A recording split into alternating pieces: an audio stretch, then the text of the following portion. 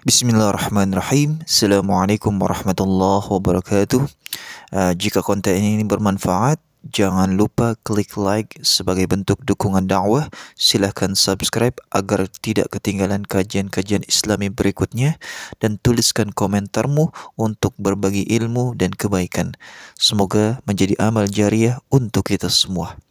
Ayol ikhwah yang dimuliakan Allah, hari ini kita dihadapkan pada sebuah tantangan besar yang mengglobal, yaitu normalisasi perilaku LGBT, lesbian, gay, biseksual, dan transgender. Perilaku ini tidak hanya menyimpang dari syariat, tetapi juga bertentangan dengan fitrah manusia dan bahkan ditolak oleh sebagian besar tradisi besar dunia sebelum era liberalisme mutakhir. Yang pertama, perspektif Islam tentang LGBT. Islam secara tegas melarang perilaku homoseksual atau istilahnya adalah liwat.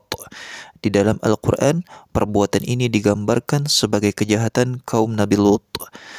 Allah Subhanahu wa Ta'ala berfirman, "Innakum lata'tuna al-fahishah ma sabaghakum biha min ahadim minal alamin." Sesungguhnya kalian melakukan kekejian yang belum pernah dilakukan oleh seorang pun dari umat-umat sebelum kalian. Suratul A'raf ayat 80. Para ulama pun sangat keras dalam menyikapi perbuatan ini, seperti yang dikatakan Ibnul Qayyim al-Jauziyah, فَإِنَّ اللَّهَ رَتَّبَ عَلَى اللِّوَاطِ مِنَ الْعُقُوبَةِ مَا لَمْ يُرَتِّبْهُ عَلَى غَيْرِهِ.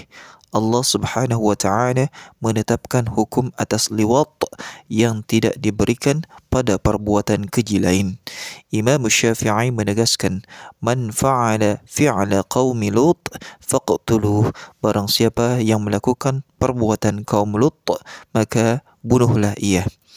Yang kedua, LGBT dalam pandangan sosiologi modern.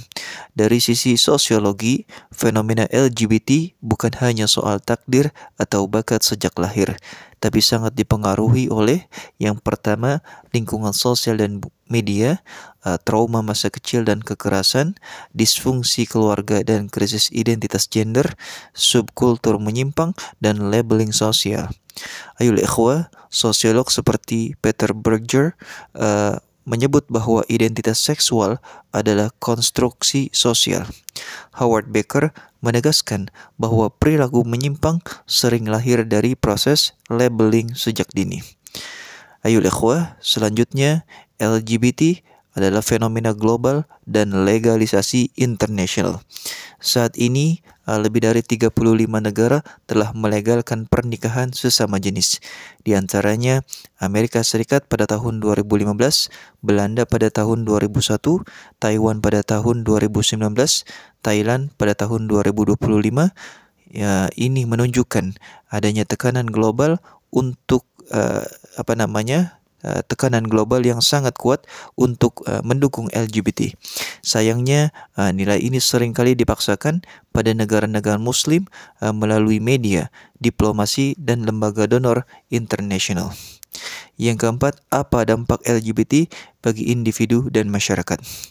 Berdasarkan research kesehatan dan psikologi, pelaku LGBT lebih rentan mengalami gangguan mental seperti depresi dan kecemasan.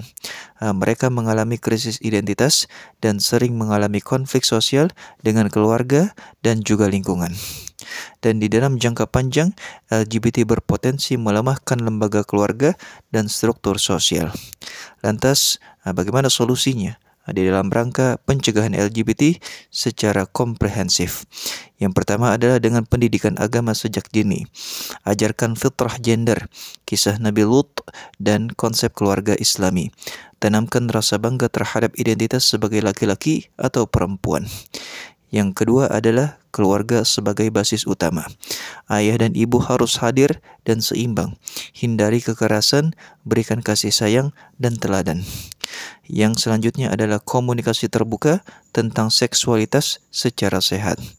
Yang selanjutnya adalah bagaimana seleksi media dan juga teman. Awasi konten digital anak. Ajarkan anak memilah atau memilih tontonan dan juga teman.